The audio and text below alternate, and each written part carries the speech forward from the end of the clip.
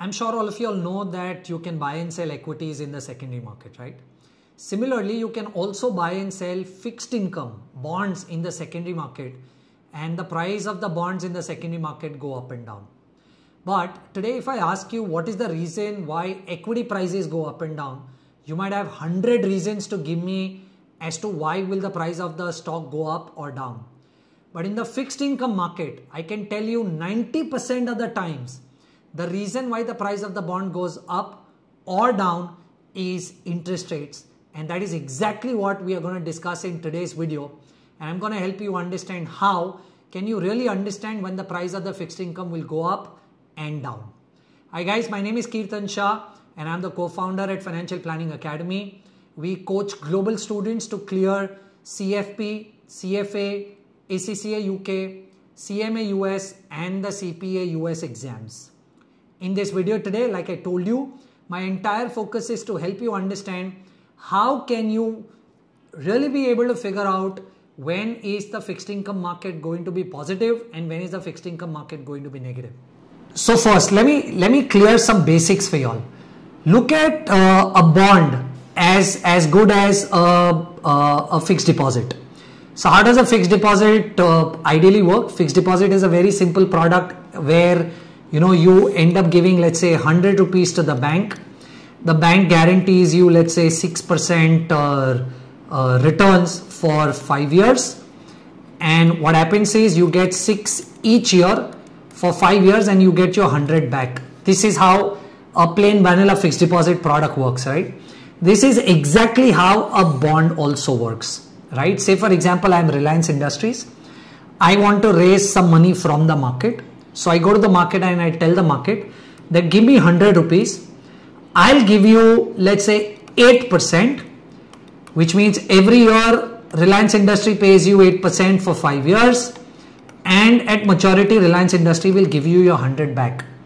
There is hardly any difference between how a fixed deposit and a bond works. The major difference is where this particular bond that we are talking about is traded in the market, right? Unlike the fixed deposit. So you cannot buy and sell fixed deposit in the secondary market. But once Reliance Industry gives you this bond, right, then this bond is listed on, let's say, a national stock exchange platform where within these 5 years of maturity, you can actually buy and sell these bonds in the market. And today we are going to learn when the price of the bond actually goes up, when the price goes down, and how do you understand and determine that. A couple of things that you have to understand first is bonds are typically issued to you at generally in the primary market at something called as a face value. In India, this face value can be 100, 1000, 10,000. That ideally means is if that the face value is 10,000, you can buy and sell only in the multiples of 10,000. So Reliance Industry might say that the face value of my bond is 10,000. I'm issuing it for the first time. Now, if you want to invest a lakh of rupee, you will get 10 bonds. If you invest 10,000, you will get 1 bond. This 8% in the fixed income market is called the coupon rate, right? Coupon rate is nothing but the rate which is promised to you by the issuer, Reliance Industry in this case, right, is what they will keep paying you at the time of buying the bond. And at maturity, you will get your face value back. So if the face value was 100, you invested 100 when Reliance issues the bond for the first time, you get the coupon rate, right, and you receive your face value back at maturity. Now we are saying that the only difference between this and fixed deposit largely is that these bonds are traded. And I'm sure you will agree with me that if these bonds are traded, you might have bought it at 100 rupees when Reliance Industry issued this to you, but this might become 95 or might become 105 in the market because they are traded, right? Today we have to understand that one major reason why this bond becomes 95 or 100, and that major reason is interest rate. So if you understand this, you will understand 90% of the reasons why the fixed income market might be positive or negative on some days, and that is interest rate.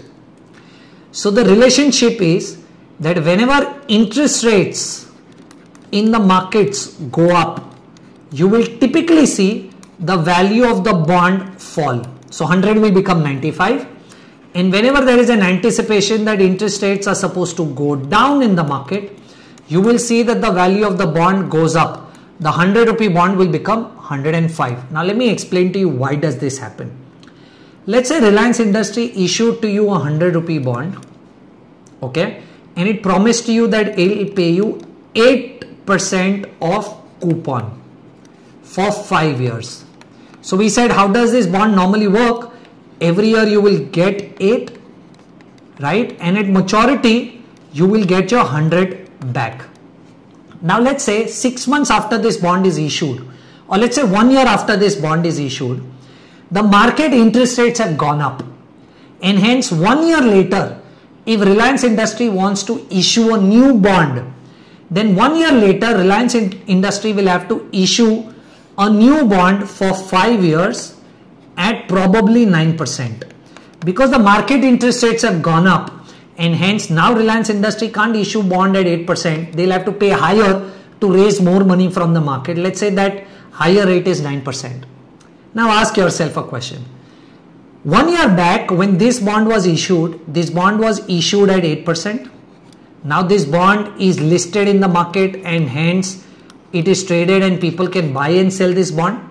1 year later, which is here, there is a new bond that Reliance Industries issue, and this time Reliance Industry pays 9% on its bond. Where do you think there will be more demand for the bond? Will it be in the old bond or will it be in the new bond? It will typically be in the new bond. Theoretically, is because this bond is paying you 9% coupon, whereas the older bond is paying you 8% coupon. So why will people buy the older bond from the market at 8%? They would rather buy the bonds, they'll rather buy the new bonds which are paying 9% coupons. And hence automatically demand for these bonds drop, right? So what people will then start doing is start selling these bonds in the market, take money back, and they might want to invest in this new bond which pays a higher coupon. Nobody would want to be invested in a bond which pays lower coupons, right? When the same issuer, Reliance Industry, is issuing a new bond for the same tenure at a higher coupon, everybody wants to be here in the newer bond. So demand for these bonds will automatically start dropping.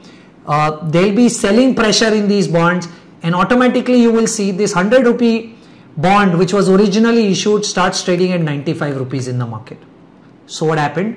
When interest rates went up in the market, you saw that the older bond which was trading in the market, the value of the bond from 100 fell down to 95, which is why it is said that when interest rates go up, value of the bond falls in the market, right? Of course, there is going to be a lot of discussion around yields and various other things which I'm going to discuss with you when I start doing fixed income as a series. But I just wanted to give you a little overview to start with, right?